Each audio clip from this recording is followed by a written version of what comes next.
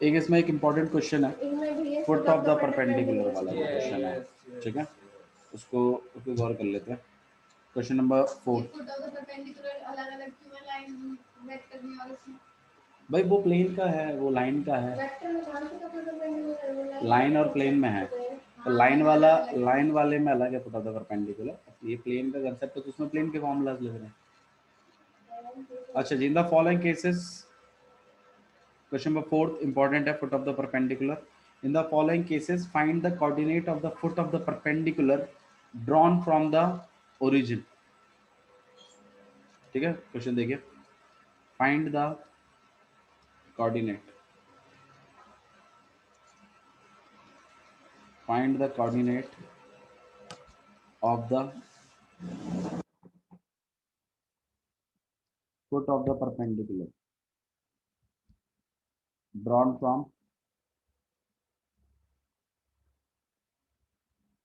the origin। मतलब क्या इसका साइड, कोऑर्डिनेट बताने हैं उस पॉइंट के जो perpendicular down from perpendicular origin, मतलब मिड पॉइंट से टॉपिक का पॉइंट का ओरिजिन को बताना है कोऑर्डिनेट। वाह, क्या कंफ्यूज किया है, क्या कंफ्यूज किया है। एक प्लेन होगा आपके पास ओरिजिन से, ऑब्वियसली बात है इस पे एक परपेंडिकुलर बन रहा होगा, आपको मुझे वो फुट ऑफ द परपेंडिकुलर बताना है जहां ये प्लेन बन रहा है, ये इसका मतलब, मुझे ये पॉइंट चाहिए। Find the coordinate of the foot of the perpendicular drawn from the origin on the plane. Equation है आपके पास 2x plus 3y plus 4z minus 12 equal to 0। अच्छा, ये कौन सी इक्वेशन है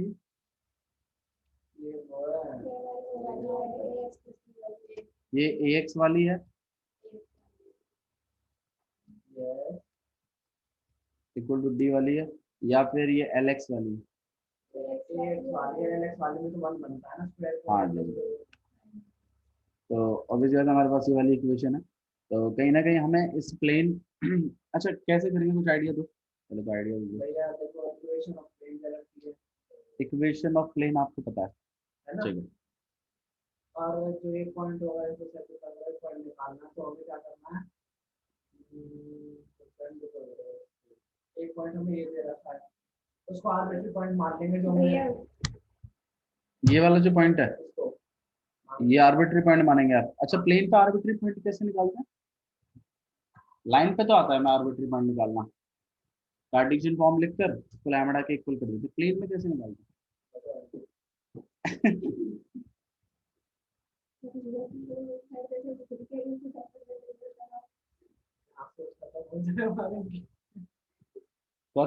एनी आइडिया, मतलब आपने कहाँ तक सोचा?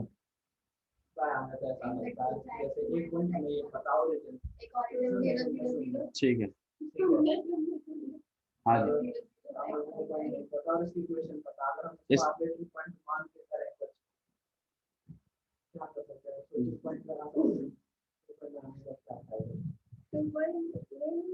Swati any idea?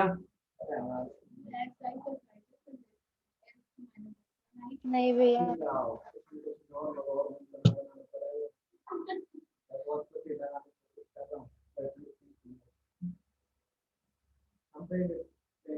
हाँ सही कह रही है, सही कह रहा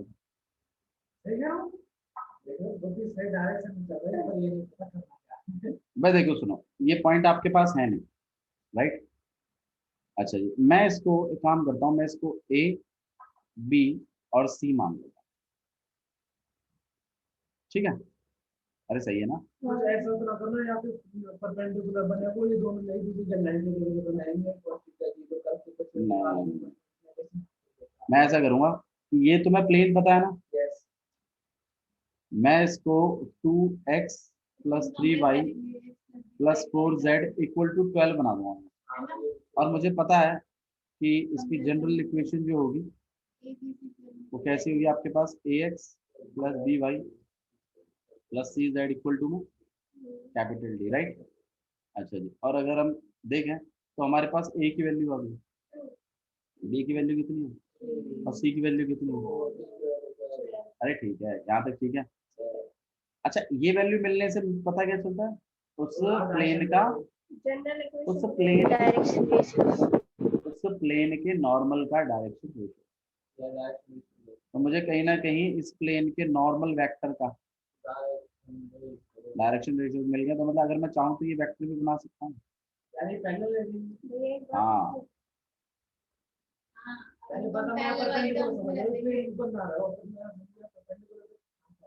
तो मैं इसका नॉर्मल वेक्टर जनरेट कर दूंगा प्लेन का। नॉर्मल वेक्टर कैसा होगा इसका? 2i प्लस और प्लस, किसी को दिक्कत है तो बताइए। पक्का? अच्छा, ये नॉर्मल वेक्टर और ये जो मैं इसको ओ और ए पॉइंट मान रहा हूँ ना, ठीक है, ओ ए वेक्टर और बना लेते हैं। ओ ए वेक्टर क्या होगा आपके पास? ए आई, अरे पोजीशन वेक्टर ही तो हो गया वो, और प्लस,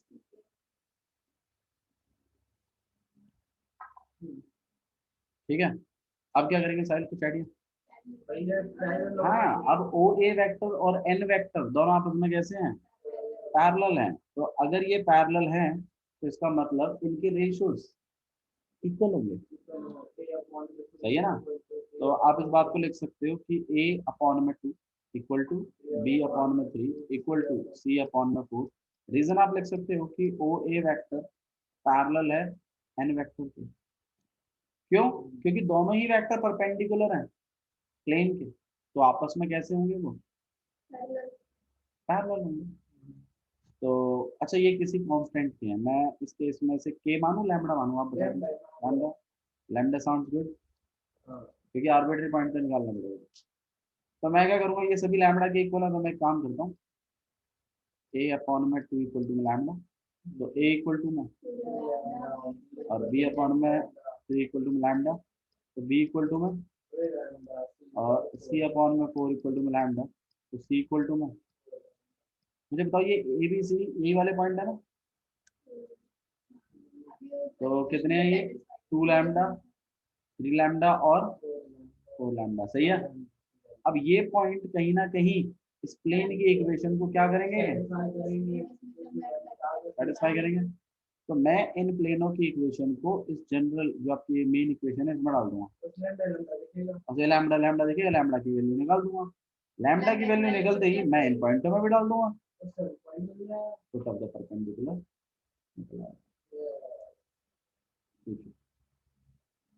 ये जो भी है जितना भी हम नॉर्मल ड्रॉ करते हैं, नॉर्मल वेक्टर बनाया जो हमने, वेक्टर बनाना है सबके लिए, ये जो पॉइंट्स हमने यूज हाँ जी, अगर आपको किसी प्लेन की, अगर प्लेन की इक्वेशन गिवन है तो बिल्कुल जी आपको नॉर्मल वेक्टर इन्हीं से ही मिलता तो n इक्वल्स टू d है। है। हाँ, ठीक है। तो एक काम कर लेते हैं, इसमें लैम्बडा की वैल्यू डाल देते हैं हम लोग। हमारी इक्वेशन क्या है? 2x प्लस 3y और प्लस में 4z इक्वल टू 12। x की वैल्यू कितनी है? 2 लैम्बडा, और 4 इंटू में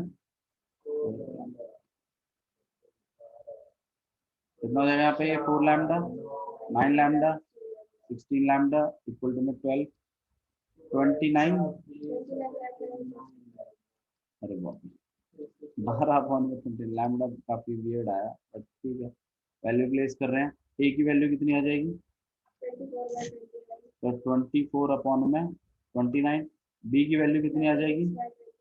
36 अपॉन में 29। और सी की वैल्यू आ जाएगी आपके पास 48 अपॉन में, ये है वो points foot of the perpendicular. नहीं आया सही? एक बार और बताएंगे कैसे कैसे किया, बताइए कैसे कैसे किया था। एक प्लेन की इक्वेशन थी हमारे पास, दोबारा बना देते हैं। रुक जाओ एक minute, let the side speak. ये आपके पास एक प्लेन होगी। हाँ जी बोलिए।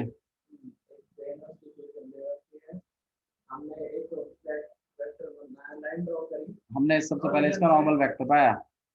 हाँ ठीक है, ओरिजिन से।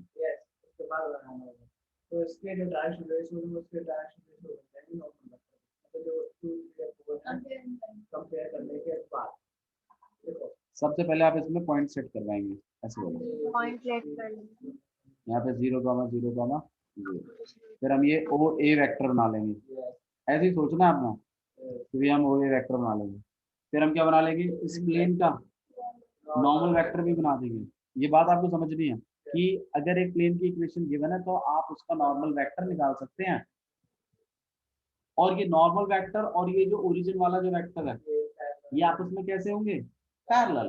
तो इसका मतलब इनके स्केलर कंपोनेंट्स का रेशियो इक्वल होगा, तो मैं उसको के या लैम्बडा के इक्वल कर दूंगा, और फिर उसमें से मैं लैम्बडा की टर्म्स में ये पॉइंट निकाल लूंगा ए बी और सी के, और ये पॉइंट कहीं ना कहीं प्लेन पर भी है, तो ये प्लेन की इक्वेशन को क्या करेंगे, सेटिस्फाई। आप उसमें से लैम्बडा की वैल्यू निकाल देंगे, लैम्बडा की वैल्यू निकल देगी, आप ये पॉइंट भी पास जाएंगे। करके दिखाओगे एक क्वेश्चन, करके दिखाइए, लिखिए क्वेश्चन।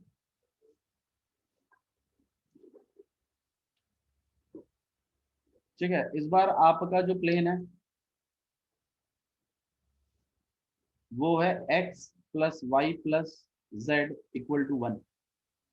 मेरे को फुट ऑफ द परपेंडिकुलर निकाल के दिखाइए फ्रॉम द ओरिजिन। ओके, एक क्वेश्चन और भी अच्छा, एनसीईआरटी में काफी अच्छे क्वेश्चन है, मेरे को 2-3 क्वेश्चन बड़े प्यारे लगे एनसीईआरटी के। एक है क्वेश्चन नंबर 9, काफी इस टाइप का क्वेश्चन काफी एग्जाम्स में आया है और इस बार के, और स्पेशली फोकस इस क्वेश्चन पर है, 4 नंबर का है। तो देखिए एक बार क्वेश्चन पढ़ लीजिए। फाइंड द इक्वेशन, और मतलब आने के चांसेस काफी ज्यादा आई हैं। Find the equation of plane through the intersection of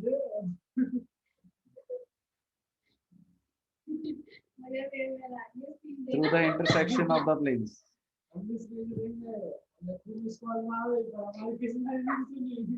to the intersection of the plane 3x minus y plus 2z minus 4 equal to 0।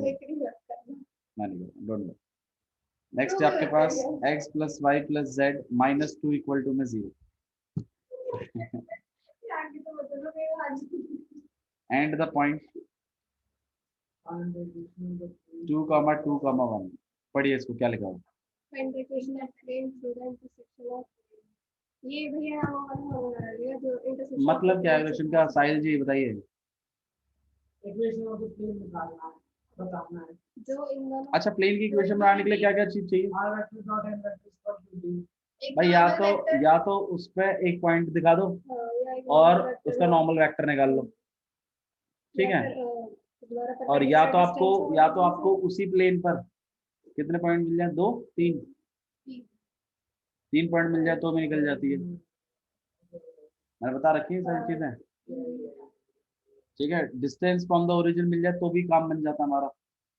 अच्छा जी, और नॉर्मल यूनिट वेक्टर भी साथ में।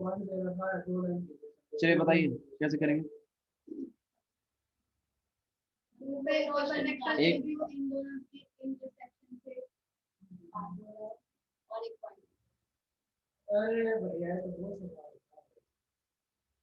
तो ये आपके पास प्लेन हो गया, ये 2 प्लेन हो गए, इन दोनों से पास होते हुए बहुत सारे प्लेन्स बनेंगे, सही बात है।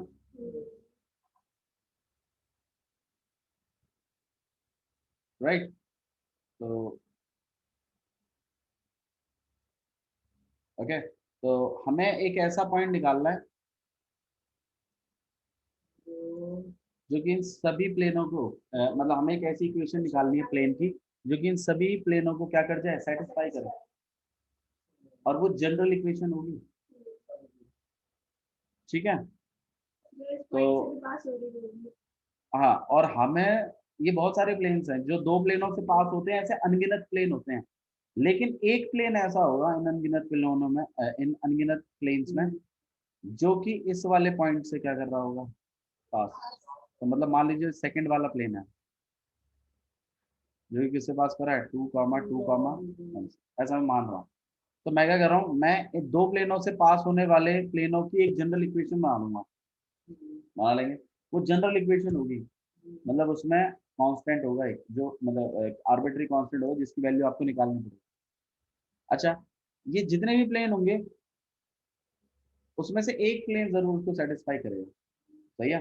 तो मैं उसमें एक्स वाई जेड की जगह 2 2 1 को रख दूंगा, और वो जो आर्बिट्री कांस्टेंट जो बच गया वही बचेगा फिर, और उसको निकाल दूंगा। फिर आर्बिट्री कांस्टेंट को उठाकर मैं वापस जनरल इक्वेशन में डाल दूंगा। इस बार आर्बिट्री कांस्टेंट पता है मुझे, तो मेरी प्लेन की इक्वेशन निकल जाएगी, करें। अच्छा जी, इस प्लेन की इक्वेशन क्या है आपके पास, जो पहला वाला है 3x minus y plus equal to 4 लिख दो। अब दूसरे वाले की,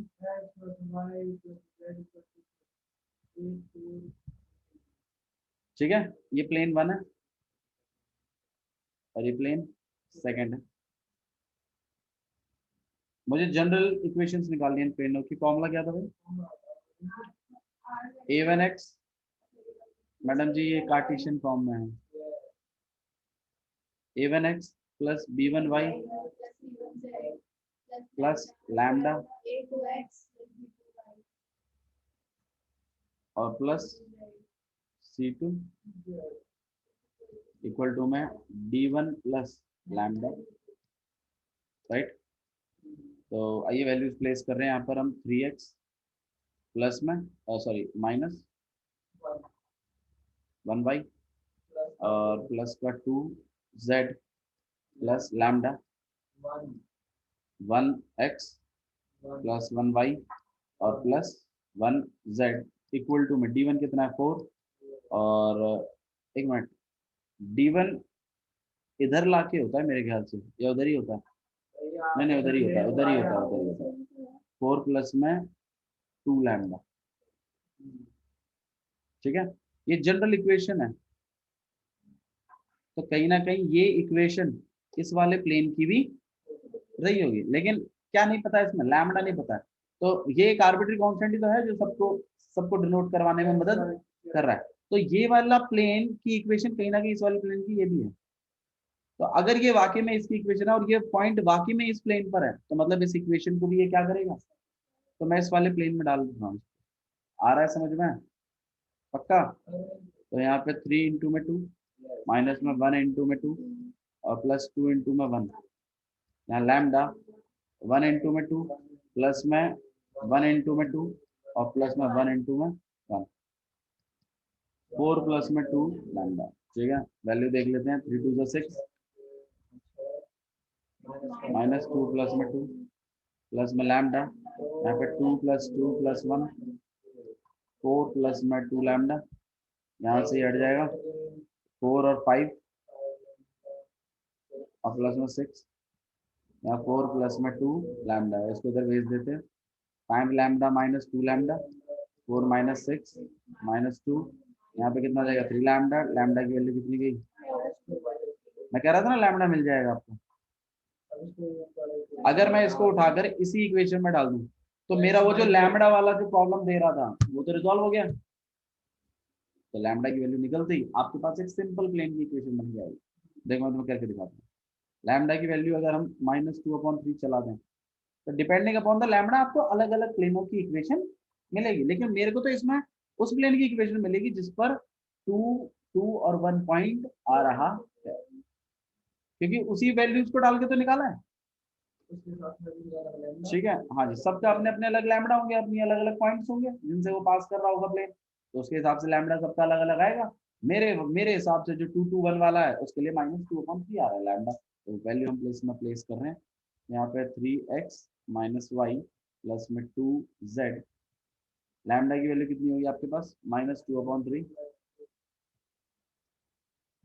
ये हो जाएगी आपके पास x प्लस में y प्लस में z और इक्वल टू 4 प्लस में 2 इंटू में -2/में, तो यहाँ आ जाएगा आपके पास 3x minus y plus 2z, यहाँ हो जाएगा आपके पास -2/3x -2/3y और -2/3z, और यहाँ पर हो जाएगा आपके पास 4 -4/3। इसको अगर हम देखें तो 4 3 12, 12 माइनस 4 8, 8/3, 8/3। और इसको देखिए ये x वाले के साथ सॉल्व होगा, 3 3 9, 9 minus 2 7x, minus Y minus, तो यहाँ पे 3 वन 3 और -3 -2 -5। आप चाहे तो एलसीएम लेके भी कर सकते हैं, मैं डायरेक्ट कर रहा हूँ। 3 2 6, 6 -2 और इक्वेशन टू 8/3। हम सब एलसीएम लेके 3 से 3 काट देंगे, एलसीएम ले देना, आपकी इक्वेशन आएगी 7x प्लस में 4z इक्वल टू में 8। This is the equation of plane that is passing through the intersection of two planes and the given point and the given point। आ रहा है समझ में? क्वेश्चन करेंगे, दोबारा देखिए क्या किया। इंपॉर्टेंट क्वेश्चन हैं ये, ठीक है? तो ये क्वेश्चन आपने 3D में करने हैं, तभी कॉन्फिडेंस ब्रेक होगा आपका। क्या हो रहा है मुझे आज यार, क्या हो रहा है मुझे आज, पता नहीं, आज मुझे मतलब आपको कॉन्फिडेंस आएगा, ठीक है? ओके, तो देखो, find the equation of plane passing through the intersection of this plane and this plane. इन दोनों प्लेनों के इंटरसेक्शन से पास होने वाला प्लेन निकालना है, और इस पॉइंट इस पॉइंट से ये प्लेन पास हो रहा है।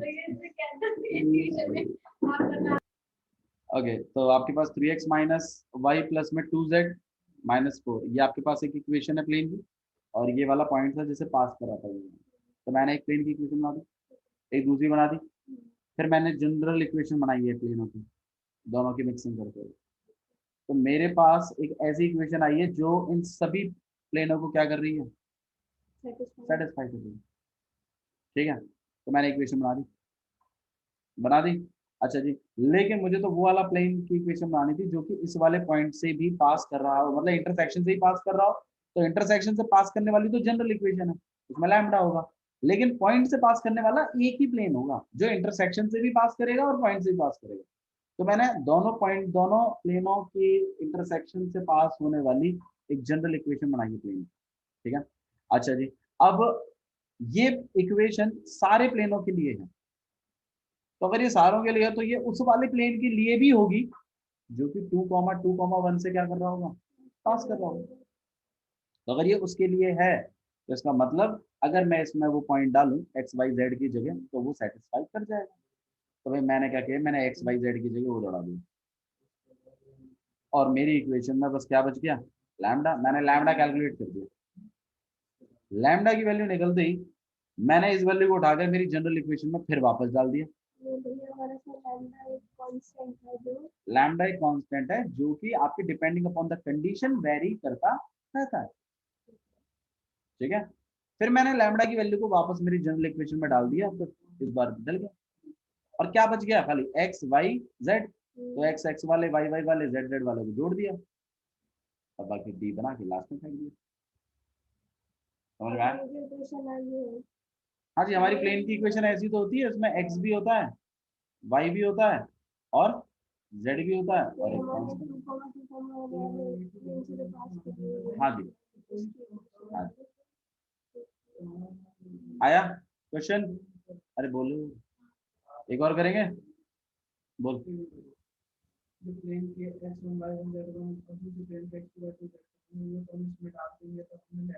के x1 y1 z1,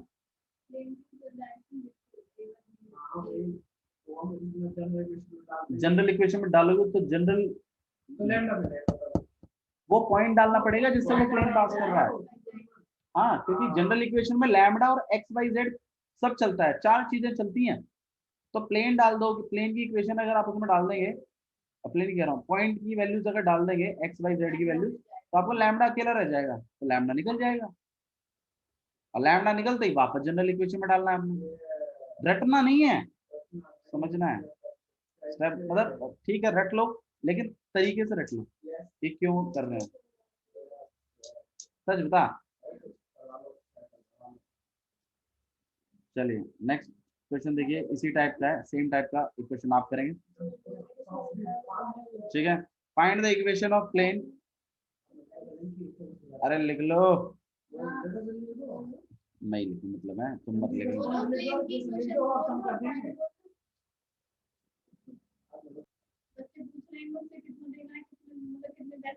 find the equation of plane, find the equation of plane passing through, find the equation of plane passing through the intersection, find the equation of plane passing through the intersection of 2x plus 2y minus 3z equal to 7 and 2x plus 5y plus 3z equal to 9 and the point 2, 1, 2। फटाफट करिए। ठीक है, तो इसका इसका इसका answer कितना है आपके पास? 38x 30x plus 63y minus 3z minus plus आएगा plus 3z equal to 153 minus 27z plus में 30z अपॉन में 9, तो ये कट के आएगा प्लस का 3z आएगा। ये है आपके पास आंसर इसका। ठीक है, एक क्वेश्चन और देखें, आइए एक क्वेश्चन और करते हैं। Find the equation of plane passing through the intersection of, देखिए ये डिस्कस कर देते हैं। मतलब इन दो प्लेनों के इंटरसेक्शन से पास करना, x plus y plus z equal to में 1, और दूसरा प्लेन है आपके पास 2x plus 3y plus 4z equal to में 5। इनके तो इंटरसेक्शन से पास करना, तो ये प्लेन ऐसा हो गया और एक प्लेन ऐसा हो गया। लेकिन इसमें आपको और बहुत सारे पॉइंट, बहुत सारे प्लेन पास करेंगे, लेकिन आपको क्या है इस वाले क्वेश्चन में, आपको पॉइंट नहीं दिया कि वो जो आपका पॉइंट नहीं दिया, बल्कि एक कंडीशन दे दी आपको कि देखिएगा, find the equation of plane passing through the intersection of this plane and this plane which is perpendicular to this plane. मतलब बहुत सारे प्लेन पास कर रहे होंगे, ये बात तो आप भी जानते हैं। ठीक है, there are lots of planes, those are passing through the, ठीक है, intersection of these two planes। लेकिन मुझे तो वो वाला प्लेन चाहिए जो कि इस वाले प्लेन के साथ, मतलब जिसका नॉर्मल इस वाले प्लेन के नॉर्मल के साथ क्या बना रहा हो, मुझे तो वो वाला प्लेन चाहिए। तो मैं क्या करूंगा, प्रोसेस सुनो। तुम जनरल इक्वेशन निकाल दोगे प्लेन की?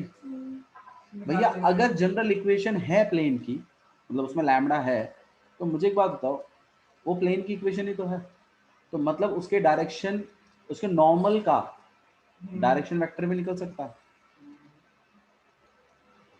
अगर जनरल इक्वेशन है, जैसे मान लीजिए मेरे पास ये है इक्वेशन लाइन प्लेन की, तो मैं इसका डायरेक्शन वेक्टर, मैं इसका नॉर्मल का डायरेक्शन वेक्टर निकाल सकता हूँ ना। कैसे? 1i प्लस में 1j और प्लस में 1k, क्या सही है ना? यही तो होगा नॉर्मल वेक्टर का।